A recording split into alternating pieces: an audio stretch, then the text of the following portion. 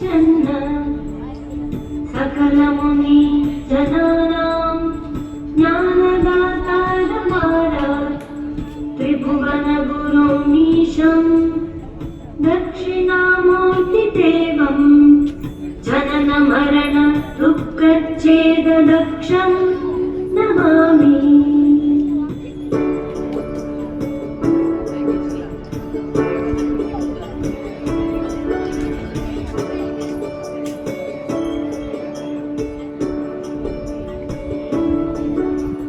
चित्रं वटतरोर्मूले वृद्धा शिष्या गुरुर्युवा गुरोस्तु मौनं व्याख्यानं शिष्यास्तु चिन्तासंशयाः।